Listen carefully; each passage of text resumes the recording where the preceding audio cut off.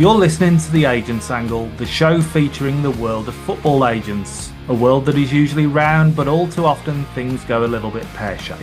With me, Jonathan Booker. Me, Peter Paleologus. In this episode, we are joined by a guest from arguably one of the most unique football markets in the world, who shares with us decades of experience in representing some big-name players and clubs from his homeland and elsewhere around the globe. And on the subject of things going pear-shaped, we look at some situations where agents are left frustrated at either the start of their agent journey with the agents exam or later on when they aren't getting paid. All that to come on this episode of The Agents Angle.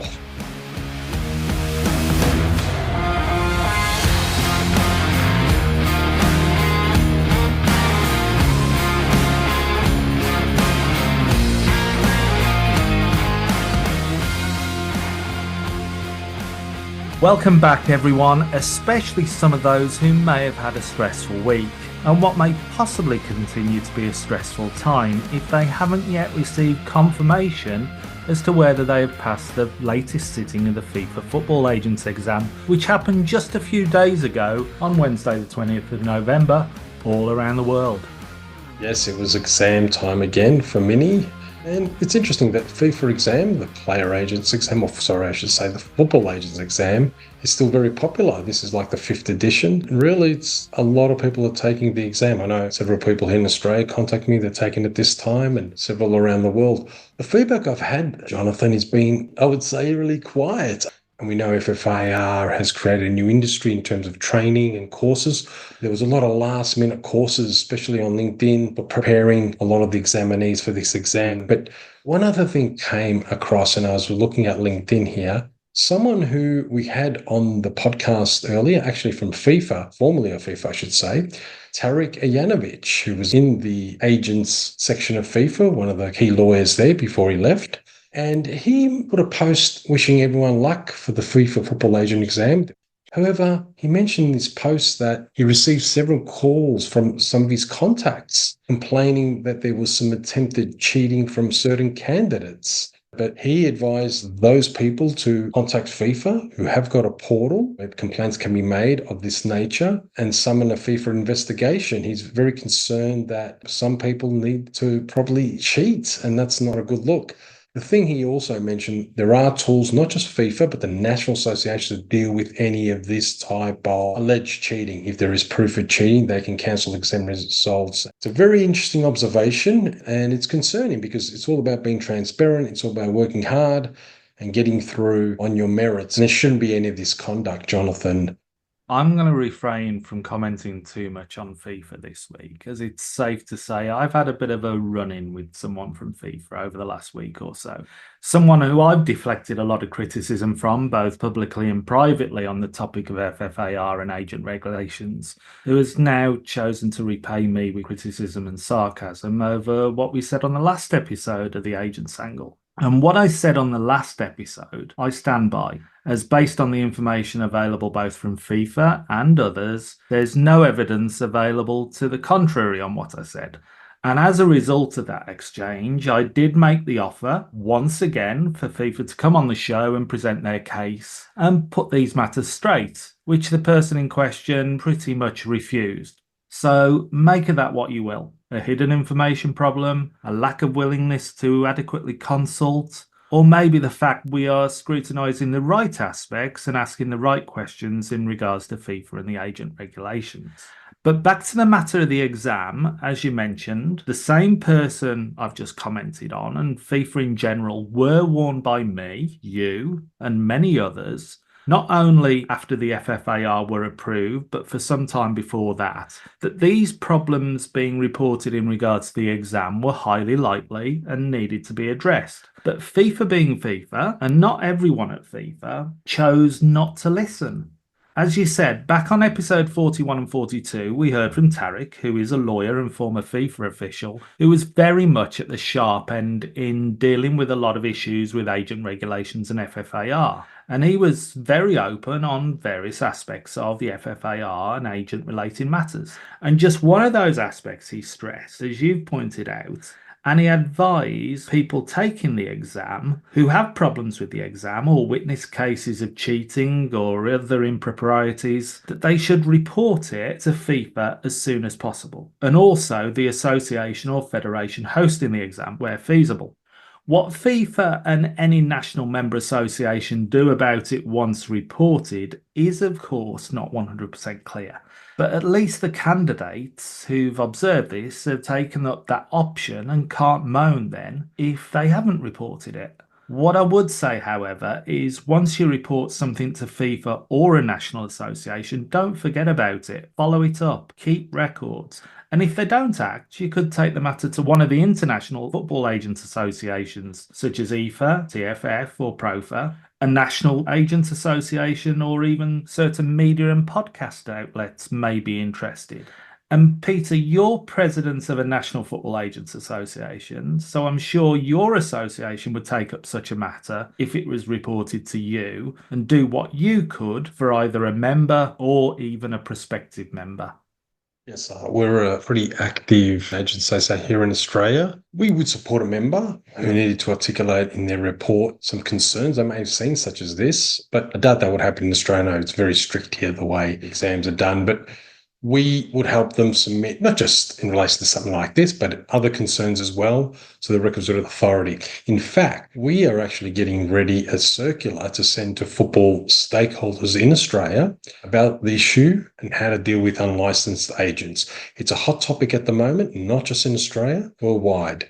And it needs to be dealt with. And we thought, let's take the initiative here. And we want to highlight the risks involved for clubs, players, parents, even scouts, and of course the federation themselves and the leagues as well, dealing with unlicensed agents. And that's where, as an active association, I mean, obviously we can influence, we're not the regulator, so we can't do that much.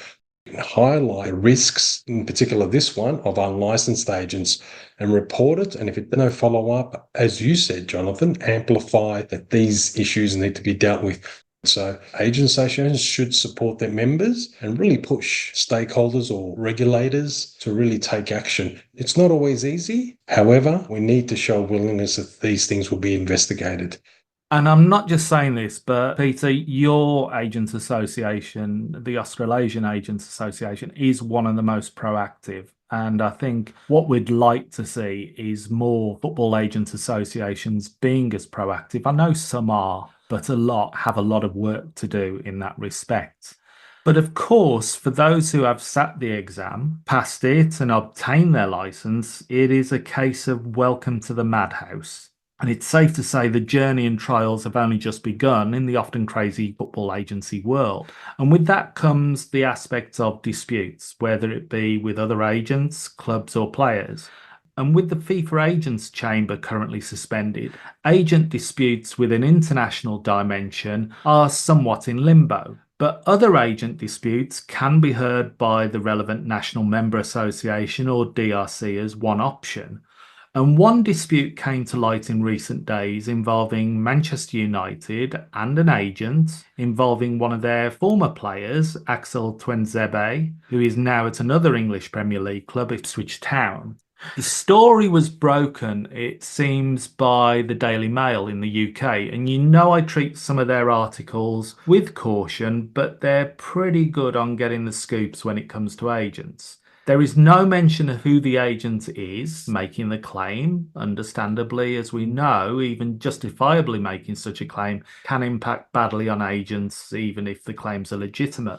But in this case, the claims are based on a loan move for the player to Stoke City back in 2023, which the agent in question reportedly claims to have brokered. From the article, it seems that the agent in question has followed all the right steps in reporting the matter to the FA in England and also assigning lawyers to advise on the matter. Hopefully, they're the right lawyers to advise.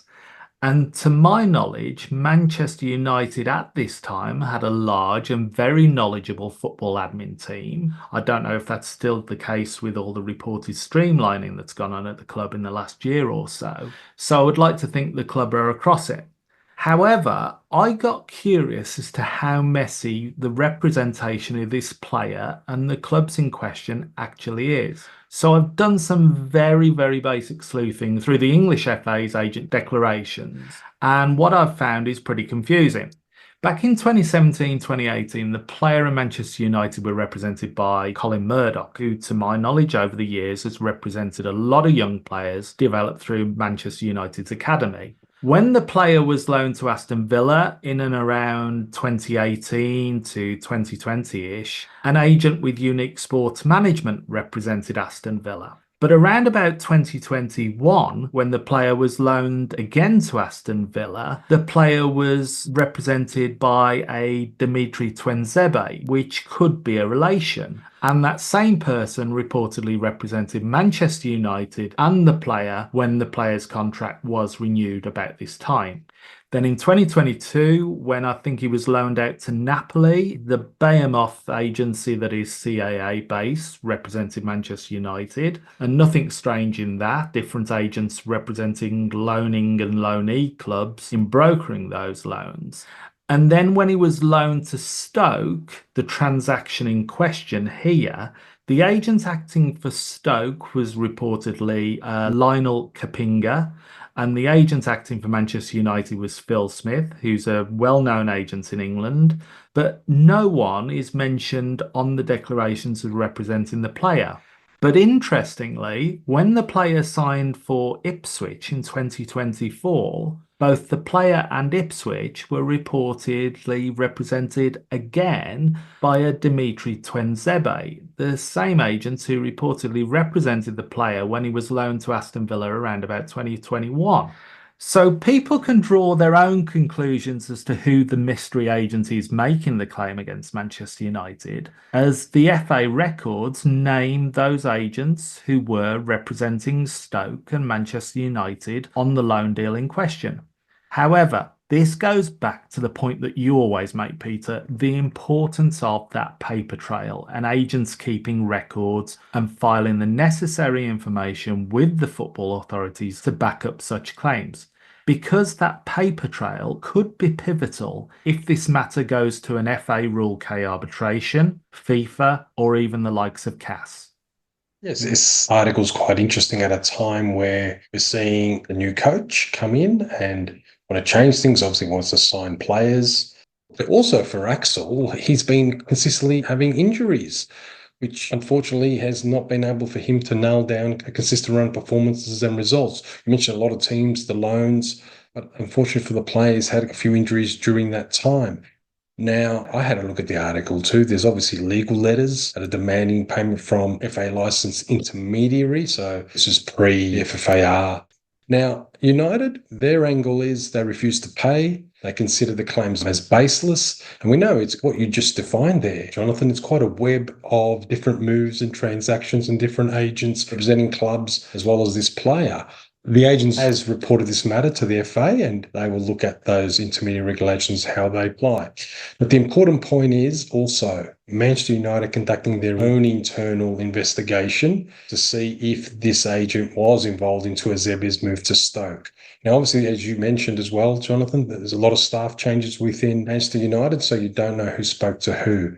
However, Manchester United are finding it hard to find evidence that this agent who's made the report to the FA was part of the deal. Now, we know it's not unusual for agents, and this is a general observation, not to do with the Tuanzebe case, that they may sometimes have a very minimal role in transfer negotiations of a very prominent player with huge fees, and they always look to insert themselves in at the right time for that huge payday. So they're not the only agent involved in the deal. They might be involved as a broker, as in the player or one of the clubs. So it is very, very common. I agree that it's about the paper trail, especially for clubs. When you're dealing with agents, you need to see the mandates. You should also have your own depository of all the agreements, whether it's emails, letters, anything in PDF form, in a depository in dealing with agents. That's good practice, especially for clubs. I think also anyone who deals with agents on behalf of clubs should be depositing any documents, any decisions in that depository, which is monitored. And that makes it best practice, like a register of sorts. So everyone knows what was discussed with each agent in every deal that was successful and players signed. The other thing is, and most clubs do this, and I would assume that Manchester United would do this, they have clear lines, not just of reporting, but who has the authority to talk to agents. We know it's mainly the football department, or director, sports director, if you want to call it that. The coach is obviously can speak to agents, but refers it on to the football director or people within, or the football lawyer that's working there. But all clubs need those definitive lines and make sure they've guardrailed other people within the club talking to agents. Yeah, they can talk about to agents about how players are performing, but they should not be involved in prospecting and negotiating deals. That authority should lie on 2, 3 people that the club decides. So it's quite interesting. In this case here, highlights what does happen commonly in not just the agent industry, but in club transfers, Jonathan.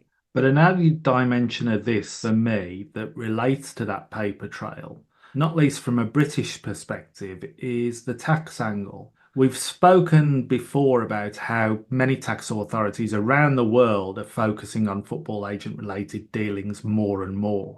And HMRC in the UK is very hot on this topic in recent years. And they have stressed the importance to clubs and agents about keeping adequate records of communication in such cases. So, could the agent, club, or even the player face even more scrutiny off the back of this matter than just the football authorities and the claim for unpaid fees? Yes, we have to remember that it's not just FIFA, or in this case, Football Association that regulates agent activity. It's also piqued the interest of tax authorities. We've seen that whether it's in Belgium, whether it's in the UK, elsewhere, they have an interest in who's being paid big agent fees or where the agent fees are going. And we're seeing a lot more investigations cross-border tracing of funds that are paid to agents and other parties, especially within the EU, but also elsewhere. There are mechanisms in place where you can trace funds and the way things are paid, because if it's a lump sum payment as an agent fee, fantastic, a huge boost, or it could be quarterly payments, or could be over the year. So that's also looked at, and that the tax treatment also applies to that, depending on what the amount. So that is the big trend. It's not just about the FAs. I actually saw today FIFA also released their 2-year report on the clearinghouse, which obviously deals with training compensation and solidarity payments. We haven't deep dive into that. We'll have a look at that down the track. But we know whenever the agent's fee issue is clarified, especially the European Court of Justice, that the FIFA clearinghouse, although it doesn't have the mechanism now, would also play a part in agent fees going forward, if it is allowed, of course, subject to law and legal decisions. And that will have another impact on entitlement of agent fees, where the agent fees are going, and monitoring agent payments, especially cross-border. So interesting times ahead. But that's just one story about a dispute over unpaid agent fees. We actually have another one relating to another Premier League player from the same date as a Twenzebe article, which we haven't got time to cover today, but we may well revisit that one in future. And many of these matters never get highlighted, either because the matter is resolved behind closed doors, under the table, or even that the agent writes off the loss because of the damage it can do to their reputation and indirectly to that of their player clients. But this is just one intriguing part of the industry, and a global industry. There we have 2 English clubs in dispute with agents, involving top-level international players from South America and Africa, with Twenzebe being a Congolese international. And even countries across a single continent, such as Africa, have their own nuances when it comes to football agent matters. And one such market that is relatively unique is South Africa. So today on the Agents Angle, we're thrilled to be joined by one of South Africa's most prominent football agents, Glyn Binkin. With a career spanning decades, Glyn has played a pivotal role in South African football and has built a reputation as a deeply knowledgeable and dedicated agent. Over the years, he has worked with and continues to work with standout names and prominent clubs, and has continually advocated for South African footballing talent on both the domestic and international stages. Glyn's insights are especially valuable as he's navigated the complexities of representing players in a market often overlooked by European clubs who've questioned the strength of the PSL. Yet despite these challenges, he has managed to push boundaries, working tirelessly to get South African football talent the recognition it deserves. Glyn, thank you so much for joining us today on the Agent's Angle. We're eager to hear your stories and insights. Thank you, Jonathan, and thank you for the wonderful introduction. And I look forward to sharing the good, the bad, and the ugly of the South African football industry. Okay, well, firstly, to start off, Glyn, can you tell us a bit about your journey in football agency, including any challenges, and how did you establish yourself in the South African football market?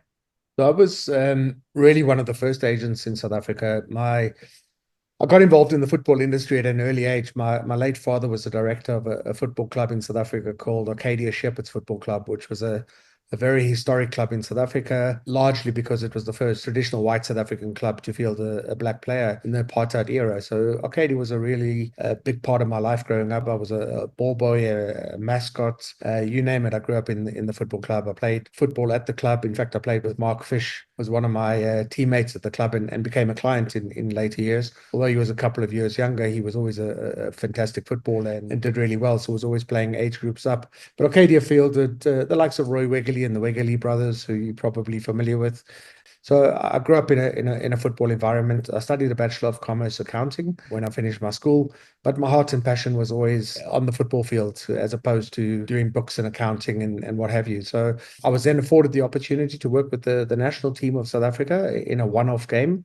South Africa played against Argentina in 1995 in what was called the Nelson Mandela Challenge. So I was seconded by the marketing company who was promoting the game to work with the national team for that specific game. And the national coach at the time, Clive Barker, was extremely happy with what I did and got me involved full-time with the national team from there. So at the age of 23, I was the general manager of the national team in South Africa. And it was an exciting period. It was a fantastic period from 1995 to 1998 when we won the African Cup of Nations in 1996. And subsequently qualified for the World Cup in 1998.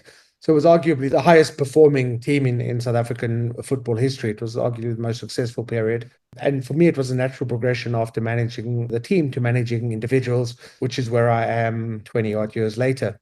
Yeah, South African football itself seems to be a market, well, for me anyway, that it is like no other. And it has characteristics of not just one continent and or market. Do you think that's an accurate perception? I always break up the industry into what happens on the field and what happens off the field. The governing body in South Africa is the South African Football Association, but the power and the money sits with the Premier Soccer League in South Africa. They're backed heavily by the broadcast partner SuperSport, which is a pay-per-view station, and they cover the games. They give the clubs a monthly grant, and the clubs are able to function successfully in a professional environment. And I must say that the Premier Soccer League in South Africa is a very professional league with good money. The quality of the field from match to match doesn't always compare with the money that's in the game at the moment, partly because you've got a whole lot of individuals as opposed to corporates owning the clubs. The individuals, they don't really favor development.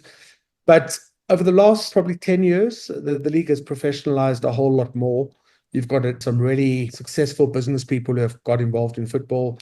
Obviously, the likes of Patrice Motsepe, who's now the president of the Confederation of African Football. He's the de facto owner of Mamelodi Sundowns, which is the most successful club in South Africa, certainly over the last 10 years.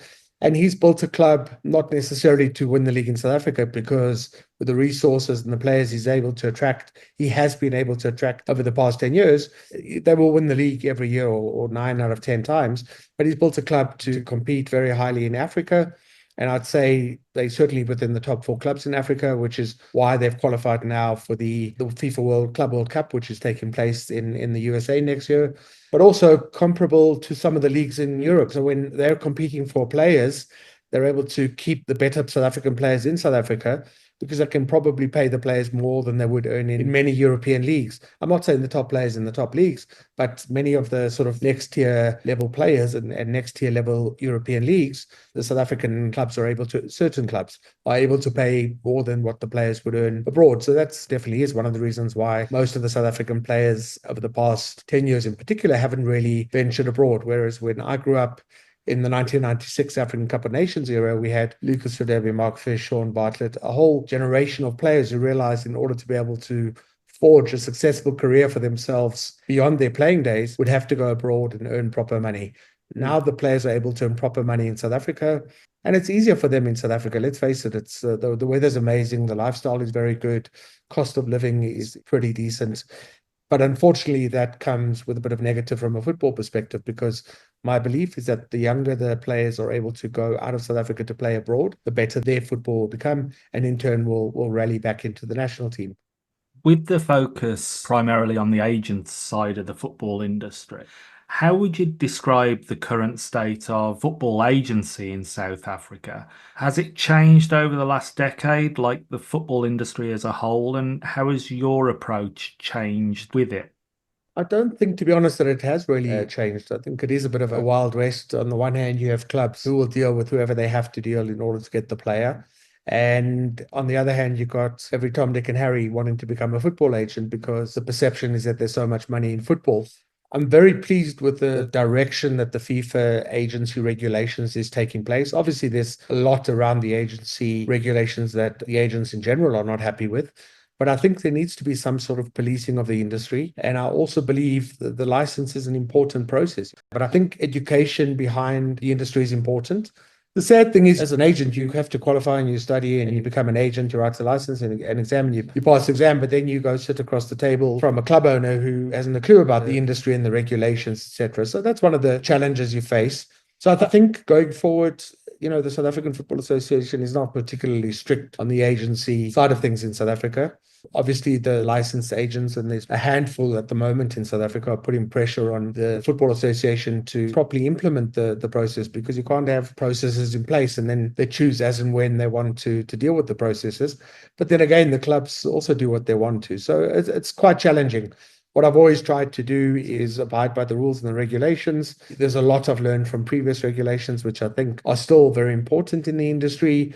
Dual representation, I'm not entirely in agreement with. I think one finds one having a conflict of interest.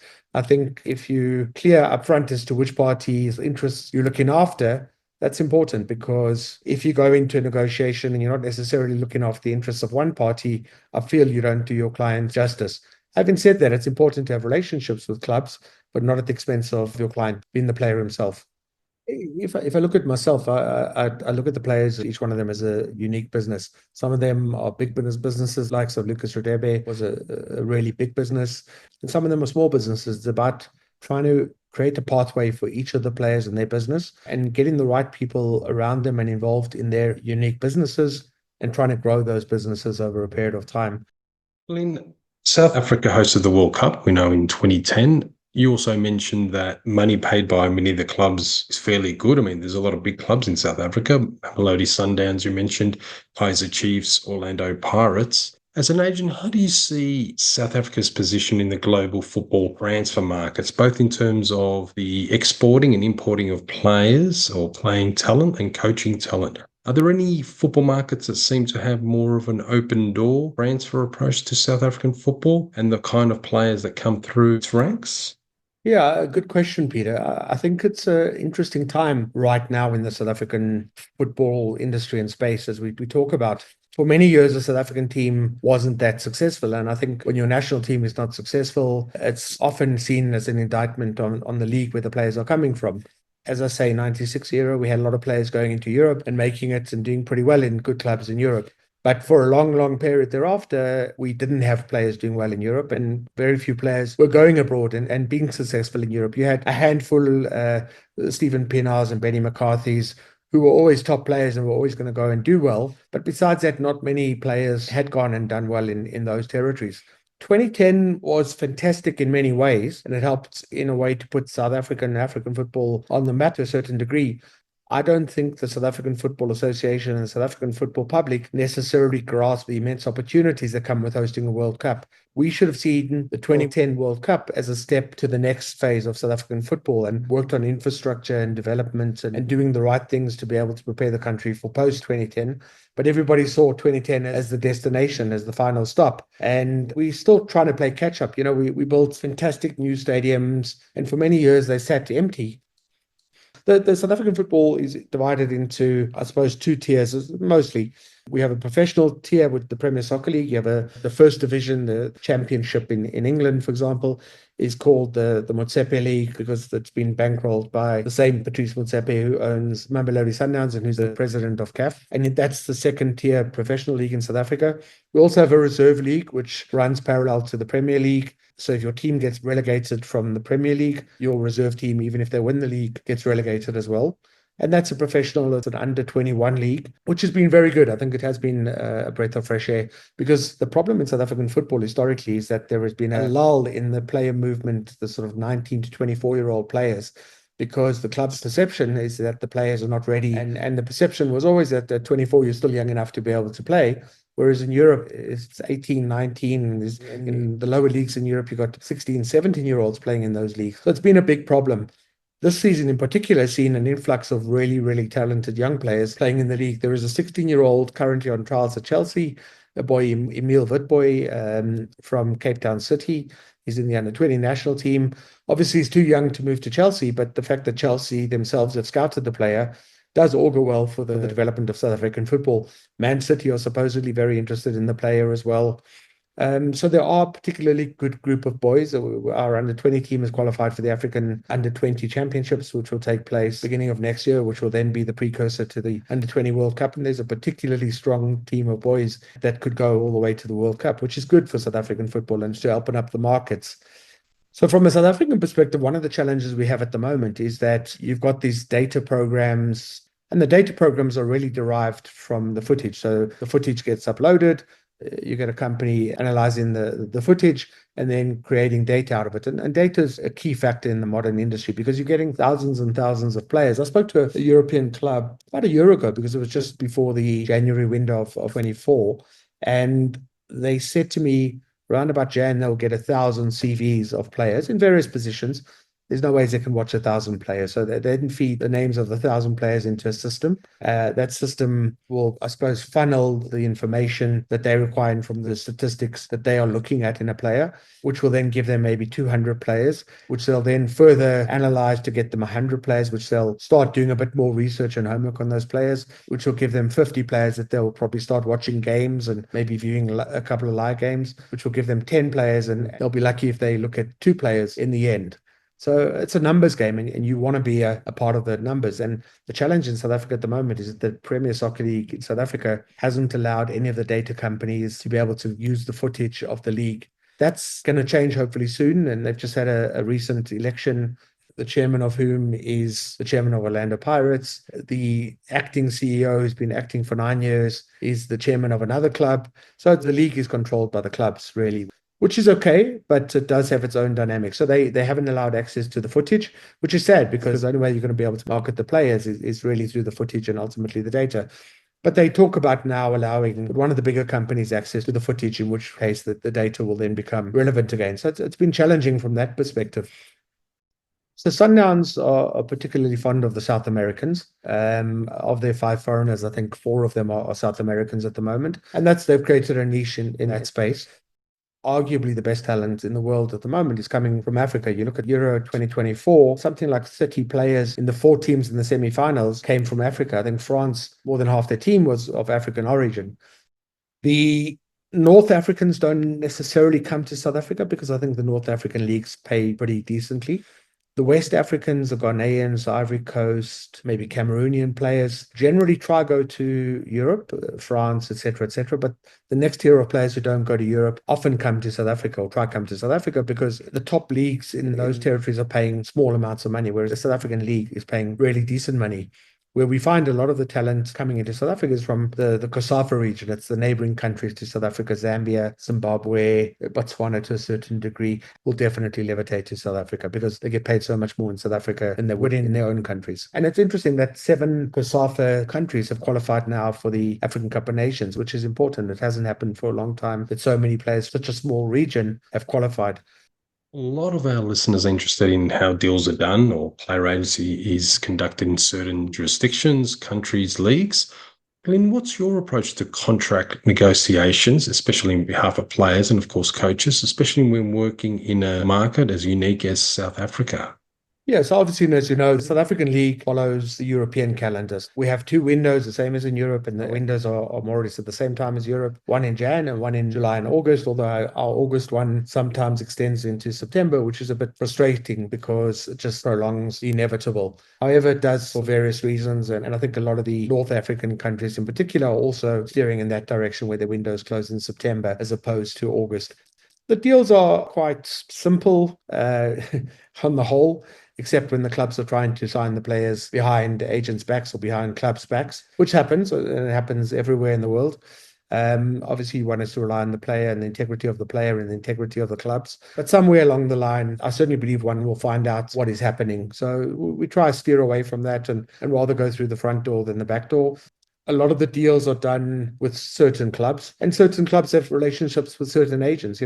There's a number of clubs in South Africa that I choose not to deal with for many reasons. But fortunately, I don't have to necessarily deal with those clubs. I've got enough good players at the top clubs to be able to continue my relationship with them. But ultimately, I still want to try and get players into Europe. The better players have to go to Europe, in my opinion. And I focused a lot of time and effort on the younger players, which is also an interesting one because obviously the young players, many of them are coming from amateur clubs, and the professional clubs are happy to try and just take them without compensation. It's obviously supposed to be training and development compensation, but that has to be managed by the Football Association and by the league, and it's not managed properly. So they take chances, the clubs in South Africa. But it's challenging, especially with the younger players. You've got every other agent promising the players and the families dreams and selling the players as dreams. We have a lot of these fly-by-night agents who are promising the players to go on trials to Italy or Spain or Portugal, and the parents are paying for these kids to go. And for me, if the players are good enough, they'll get found. You don't have to go to a soccer school where you're paying somebody to develop your kid and give them that exposure. So it's challenging. I think it's probably you find in the non-EU territories where, football is a way out for the communities. It's a way out for kids. The kids in South Africa, they sacrifice education in pursuit of a football career and then end up without education and without a football career and have nothing to fall back on. So it's challenging. It really is challenging. You mentioned now with a lot of the younger players, we're seeing a lot of the big teams in Europe scouting for younger talent across the board, whether South Africa, Australia, MLS, doesn't matter. They're going younger, as they say. So they're always looking for those young talent. And those pathways are opening up, especially with the scouting infrastructure and analytics that are available at the moment. In terms of a challenging negotiation, whether it's a player from outside that's coming to South African League, one of your top players where there's been demand for his or her services with one of the clubs, or when you're sending a player overseas, is there an example you can share with us about a challenging negotiation of a contract for a player and how you approached it? I suppose when one looks at challenging negotiations, I look after player Tebogo Mokoena, who's a national team player, was in the team of the tournament for the African Cup of Nations, a regular player for Mamelodi Sundowns. 2 years ago was Player of the Year in South Africa. Last year was in the top three and has been really, really good. He had 2 more years to go on his contract at Mamelodi Sundowns, and we had a lot of interest in the player in the last window, specifically after terrific performances at the African Cup of Nations. The challenge with Mamelodi Sundowns is that, number one, they have the FIFA Club World Cup next year, and that's important for them to go out and do well in the tournament, and they want to hold on to their best players. The bigger challenge is that they actually don't need the money. So when Sundowns bought the player about 2 years ago for the equivalent of about $1 million, at the time, the best offers we had from Europe was 600,000 euros. So substantially more Sundowns were able to pay for a player, and European clubs didn't really necessarily believe in the player at the time. Obviously, he's set himself up and done really well, especially at the African Cup of Nations again. And Sundowns turned down offers in excess of $3 million for the player in the last window. The player is 27 years old. And it was a really challenging time because there were offers after offers and people were phoning the player all the time. Most of the people who access the players direct have got no interest in the player, don't care. They're just trying to take a chance. I find often what happens in the silly season, which probably you can attest to as well, you get these people who will come to the player and they say they've got the club, and they've got the club and say they have the player. Meanwhile, they have none of the two and are hoping somewhere that they'll end up with both parties interested and get a mandate from both sides and try and control the deal. So you get every Tom, Dick and Harry telling you they've got clubs for the player. So we had some really good offers for the player, but Sundowns weren't interested in the offers. At the same time, the Sundowns coach, who'd been highly successful over the past 3 years in particular, and ended up leaving the club. He's now at Wydad Casablanca in Morocco, but a number of the players were very, very close to him, especially Tebogo Mokoena. So, of course, the new coach comes in and he wants to stamp his authority and show who's boss. And the new coach, by the way, was the assistant coach to the one who left. So that created its own dynamics and problems, and he wasn't fielded for some time because the perception was that he was the previous coach's player. In the interim, the player went and signed a new contract at Mamelodi Sundowns on, life-changing money. But just shortly after he signed the new contract, and the reason why he mainly signed the new contract was because his coach was a coach at the time. But obviously, he subsequently left. It's been a challenging 6 months, put it that way. But I think things have become a lot better now. The player's more stable. He's playing every week in the club team. He's still a star of the national team. And hopefully common sense prevails that when the Club World Cup is finished, that if the opportunity arises for players to get an opportunity to further their careers abroad, that they allow the players to do so, because it's no use keeping the best players at home all the time. Also one can look at it in the sense that when he goes, it opens up a gap for another good young player to come into the team. Yeah, you mentioned the FIFA Club World Cup next year in America. There's a lot of opposition to it, obviously, because player welfare, too many games, and all the rest of it. But when you look at it from an African or an Australian or an Asian perspective, smaller clubs or Japanese J-League perspective, doesn't really matter. A lot of players who are very capable get a chance to benchmark themselves against some of the bigger clubs.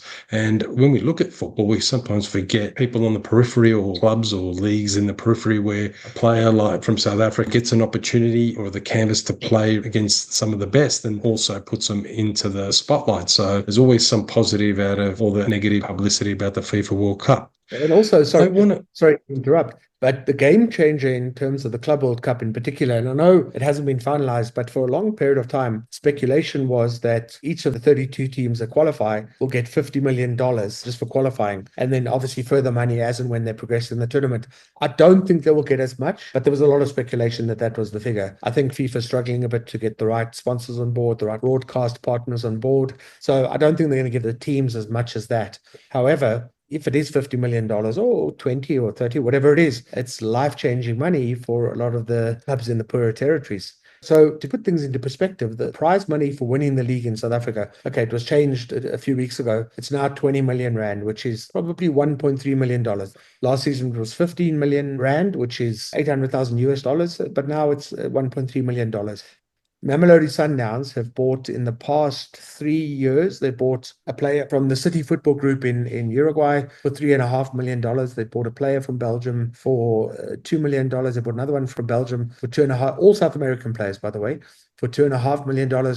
So for them, it doesn't make sense to be competing for 15 million rand and spending 70 million rand on a player. For them, the bigger picture is the ability to be able to compete in the Club World Cup. The challenge with the Club World Cup is that it's a bit of a Robin Hood theory. The rich get richer and the poor get poorer, because the clubs who are going to qualify to play in that tournament are, let's face it, the wealthiest club in most leagues are going to win it 9 out of 10 times. You're not going to get poorer clubs. You'll get a Leicester City type of example, one every 10 years or so. But the rich clubs, the wealthiest clubs in the world, are always going to win the leagues.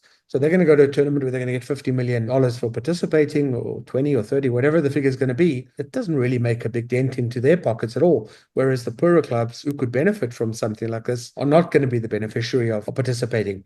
Where they become the beneficiaries at the wealthy clubs, Mamelodi Sundowns will go and buy players in South Africa for more than the market value of the players in South Africa, which also creates its own problems because it creates a false economy in South African football, because Sundowns can only buy a certain number of players. But then when clubs want to buy the players, clubs use the price that Sundowns have paid previously on players as a benchmark for their own players. So it has created problems. But to go back to what you're saying, I think the Club World Cup will be a very good platform for players to be able to showcase what they can do on the international stage. Because where it's different from the World Cup is that a player like George Weah, for example, he would never have gone to a World Cup because Liberia never qualified for a World Cup. But at a tournament like the African Cup of Nations, or more importantly, the Club World Cup, the better players, top players from weaker countries will get the opportunity to play against the top players from around the world. Yes, exactly. If you were to describe the football agents world and the industry, football agents industry in one word, Glyn, what would it be and why? If I describe it in one word, probably mystical. I think it's a lot happens behind the scenes. First of all, everybody hates the agents, but I firmly believe, otherwise I wouldn't be in the industry, that the agents play a critical role in the industry.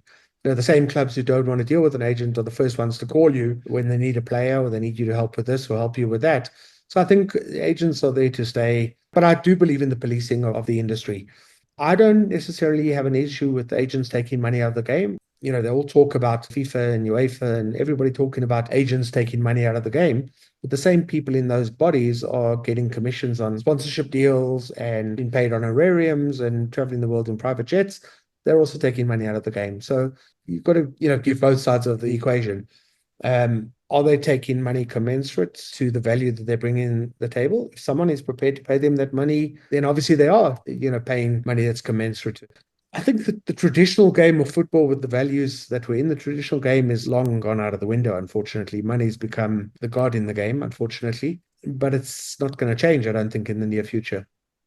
In terms of South African football and the agent scene there, how has the FFAR affected the agents there, and what has been the response, not just from the agents, but also from the clubs and the leagues to FIFA's implementation of these new agent regulations, or the FFAR? Okay, so from a club perspective, I find that most of the clubs don't know the regulations, the FFAR, but are quick to throw it at the agents that they're going to only pay them 3% or they're going to pay 5%. Meanwhile, that whole argument about the percentage has been shelved at the moment. So they handpick the parts that they like, the clubs, and try and utilize it against the agents in negotiations.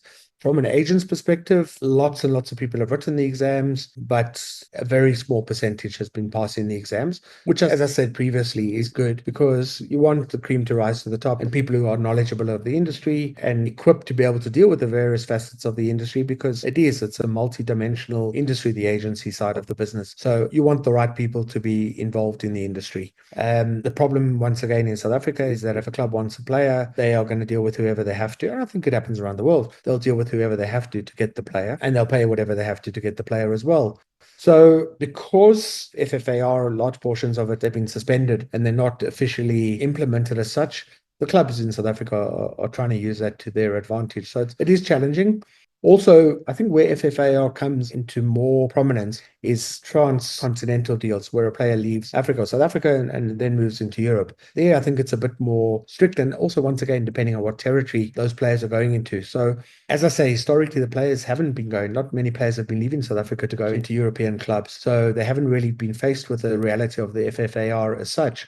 But I do foresee a problem until such time as the FFAR is properly implemented across the world, because you've got different rules in different territories at the moment. So it just does make it quite tricky and complex, which creates chaos. You mentioned different rules and different territories. In terms of South Africa, are there any specific regulatory challenges that agents in other regions might not encounter? For example, getting a working permit for players, especially players who come from the outside, or any other labour law provisions that need to be dealt with? Is there anything unique in the South African context? Yeah, good question. So each team in the 16 League, Premier League, and the National First Division. National First Division is slightly different, but in the Premier League, each team is allowed 5 non-South African players. So 5 what they call foreigners. There are certain flexibility. So, for example, if a team signs a player with more than 700,000 euros worth of assets and he's able to come to South Africa, they don't deem them as foreign players. They sort of overlook that because they'd be deemed to be adding value to the South African football marketplace as such. But if you look at the strict regulations, 5 non-South African players per club, and it doesn't matter how many you field at any given time, you're only allowed 5. There's no limitation on the number of players in a squad. So obviously the wealthier clubs have got more players. The poorer clubs have got fewer players. There is no regulation on minimum wages. So the clubs, your top players can be earning slightly less than $1 million a year, and your bottom players can be earning way less than $100,000 per year. So that's also has its own dynamics. Yeah, I think that's mainly the regulations at the moment. Also, that from an agency regulation perspective, I don't necessarily believe all the rules that are in the South African football guidelines on the agency side of things are constitutional. And I think that may at some stage evoke challenges from agents. But at this stage, because it hasn't been implemented properly, we haven't had such challenges as yet. Now, that's from a technical and regulatory perspective. Looking at it from a more practical viewpoint, what advice would you give to agents when operating in South Africa, whether they be new agents or more established ones who haven't necessarily operated in the country before, whether they're dealing with players, clubs, or even other agents? Is there something that you would highlight to them in terms of advice? Yeah, I think many of them see the glory side of the industry, which is probably accounts for 10% of the game time as such. It's the other 90% that they don't know about, overlook, don't want to be involved in. And it's a lot of hard work behind the scenes and frustration and babysitting and not being paid by clubs, et cetera, that they don't look at. So everybody thinks it's such a glamorous industry. Everyone thinks it's an amazing industry and with so much money to be made and it's so easy, but it really is difficult. So, when people come to me for advice, they think it's because I don't want them to come in the industry. Not at all. I just want them to go into the industry with open eyes. And I think that would be my advice to anybody looking to get in the industry in South Africa. Go into the industry with open eyes. Look at the negatives and the positives, because at many times I think the negatives outweigh the positives. And what do you think the role will be for agents and how they will play that role in shaping South African football and African football as a whole going forward? The challenge we have a bit in South Africa at the moment is, as I said earlier, the level of the product on the field is not necessarily commensurate to the money that's in the game in South Africa. Also, the players are happy to not go abroad. They're happy to stay in South Africa where the lifestyle's easy, the friends worship them, while they're doing well. Education needs to play a bigger role, I'd say, in South African football. Players need to be educated. The problem is, as I said earlier, a lot of the players sacrifice education in pursuit of a football career. But I think education is a key role for the players. So when we look at players, we look at them holistically, because I think the modern footballer is about 50% ability. And there's many, many players around the world with that 50% ability. In fact, there's many players who have more than 50% ability. But I'm saying the average player, 50% ability, but it's about what you do with the other 50%, your lifestyle, your discipline, your nutrition, your education. All of those things are critical to the modern footballer. So the other 50% is so important. And that, I think, is where a lot of the modern footballers are lacking, is that other 50%, is how they look after themselves, their lifestyle, their diet, the people they hang around with, their advice. The problem is in South African football, I find most of the players listen to the people who tell them what they want to hear. Whereas as an agent, I think we have a responsibility to the player and his family to tell them the reality of the situation, which sometimes the reality and what you want to hear are poles apart, but they're happy to hear what they want to hear. I've had a couple of top players who could have been really successful and fantastic players and had good careers abroad in Europe if they were a bit more serious about their football. But many of them are now down and out and really have got nothing to fall back on. And then, of course, the agent is blamed. Now, not necessarily just in terms of South Africa or Africa itself. Where do you see the football agents industry heading in, say, the next 5 to 10 years? The sooner the complete regulations are enforced, I think the better for the agency world. So everybody knows where everybody stands. But at the same time, the agents need to take as much time as possible to make sure that the final regulations that are implemented are also in their interest as well. Because I think the previous set that FIFA tried to force down people's throats was vastly against the agents. It really didn't take into account. You're telling an agent that overnight he's charging 10% and tomorrow you must start charging 3%. He's losing 70% of his income in real terms. So it wasn't really fair on the agents themselves. As I say, good agents, the better agents, have a critical role to play in the industry and are there to stay. So I think the agency regulations will help to strengthen the industry as such and hopefully demystify some of the stories that exist in the industry. And finally, Glyn, if you could change one thing about the world of football agents, or even a wish for the future of the industry, what would it be? I would hope that there'd be more respect in the industry, both respect from agents to the outside parties involved in the industry, but also respect from those parties to the agents that are involved in the industry. As I say, I think the better agents, the good agents, have an extremely important role to play in the football ecosystem. I do believe that the agents need to abide by some form of regulation.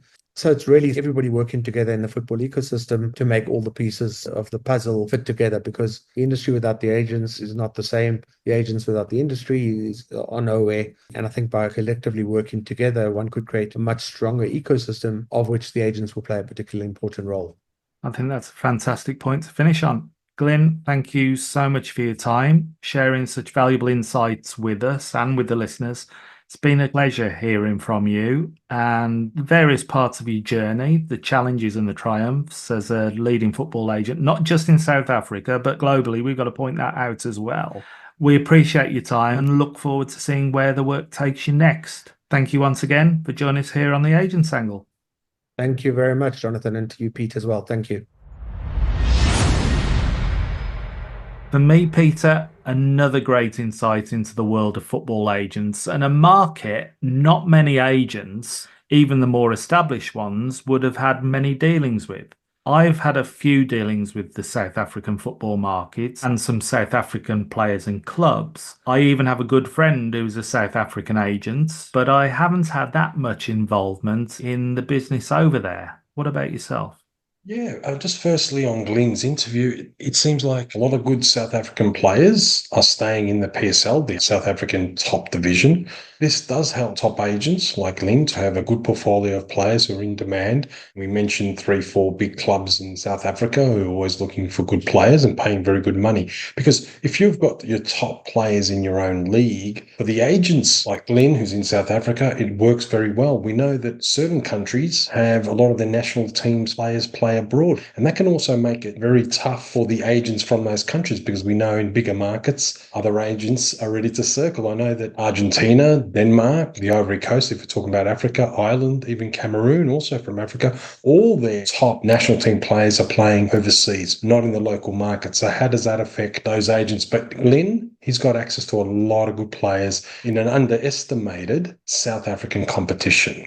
I have had one major dealing with the South African club in relation to an Australian player. And I talked to the president, someone who's very charismatic and savvy, and knew how to deal with agents, very self-assured, must have had a lot of experience and knew what was required, what the club wanted, how to be convinced, what he would have to take to the board, and any deal had to be in somewhat in the club's favour. As I said, very savvy, very football knowledge. We underestimate sometimes a lot of these leagues, like the South African League.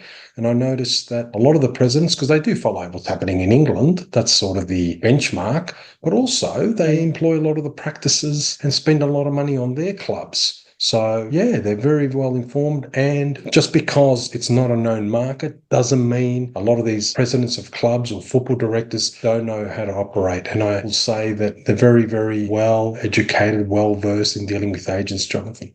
A few things stood out to me from talking with Glyn. The first was that he, like us and many others in the industry, agreed there is a need for proper regulations and licensing, but above all, effective policing of those regulations and matters.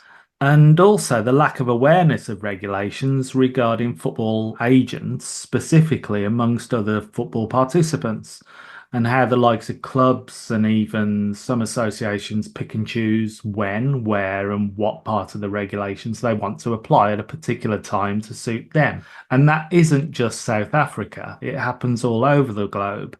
Then there was the point of how South African footballing talent has, to an extent, possibly been hidden behind a data veil as such. And that is true with a few countries in my mind over many years. And it reminded me of many years ago, right at the start of the football data boom, when I was trying to convince Y-Scout to cover the likes of the Republic of Ireland, South Africa, and Malawi, but they were limited in how many countries they could cover at the time. And maybe with that data veil being lifted, we will now see a surge in South African players getting exposure and coming to the fore, as the data is now seemingly going to be more widely available to clubs and agents alike. And the final thing that really resonated with me, and something I debate, if not clash with other agents on from time to time, and neither viewpoint is really wrong, is that a duality, which I believe does open up problems of potential conflicts of interest. So it was pleasing to hear that from Glyn as well. We are possibly in a minority, myself and Glyn, on that in the agent world, but it is good to have that difference of opinions and room for debate on such a topic, if only to develop industry standards and regulations that fairly accommodate most, if not all, participants. I'm more in favour of duality, I will say, dual representation, a club and a player. That's maybe my more fixer broker mentality. But I hear it, you're right. And there are always conflicts of interest that could arise. A lot of what Lynn said resonated with me because Australia, similar to South Africa, the A-League, the PSL, very aspirational leagues, good players coming through, but not known in the bigger circles. And sometimes that is, I suppose, a weakness for those markets and for the players to get exposure. But that's changing because you mentioned Y-Scout and, Huddle and all these other platforms. A lot of the players are starting to be looked at these leagues, and they'll be leagues that will offer good players to the bigger markets. Now, I'm going to pivot here. Anyone's got Netflix, and it depends on the region, of course. There is an actual South African series called Agent. It's probably 5-6 episodes. It was a 2019 production on the South African football agent industry. It's about a South African football agent, a former professional footballer with a name called Blaze. And it tells a story about 18 hours before a transfer window shuts, what happens in that sort of thing. It's a 13-part drama series. It's filmed in South Africa, in Mauritius as well. And it's set in the glamorous world of South African football. So I know I've pivoted somewhere here, but talking to Glyn, I started thinking about, because I have watched this series. It's quite funny, it's insightful, it's a bit of a comedy and drama. And I would recommend some of the listeners to watch it if they've got spare time. I mean, it's not like Figo. We know the Figo series had the agent angle in that. But this one's more fictional, but does show what's happening in South Africa or the African market. So that's something I thought I'll just put out there for our listeners, Jonathan. Yeah, I think fictional or factual, whether it be news or those interviews with the likes of Glyn, feed so many topics we could discuss in this industry at great length. And maybe that interview with Glyn has generated topics that we need to cover in future episodes. So if those are topics that those listening would like to hear covered in greater depth, or have any questions on those and other matters regarding the football agents industry, please let us know, either by private message on LinkedIn or via the email address questions@theagentsangle.com. Yes, we're approaching the end of 2024. We are planning shows going forward into 2025, which we are confident will be a pivotal year for the football agents industry. It's going to be a busy time for the Agents Angle. As you said, Jonathan, we do value our guests and topics on the Agents Angle, so please get in touch. I've just got a couple of announcements. The Danish International Football Conference at the Brøndby Stadium near Copenhagen in Denmark is on the 13th to the 15th of December 2024. A lot of scouts, coaches, technical analysts will be there. I think I mentioned this conference before. I thought I'll put a reminder in for our listeners. And there's an interesting conference in Oceania. It's an online conference. It's the Oceania Football Confederation Coaches Conference on the 1st December 2024. You can Google that. We don't have that much down here in Oceania, though Australia's part of the Asian Confederation. But always good to give some exposure to what's happening down under. It's bye from me and farewell. And with that, it's amazing that we're staring down the barrel of episode 50 of The Agents Angle, which is scheduled to be available in 2 weeks' time on the 8th of December. And we hope to have a long anticipated guest joining us for that one. So until then, take care. Congratulations to those who have passed the latest FIFA Agents exam. Commiserations to those who haven't, and remember, May isn't that far away. So, bye for now.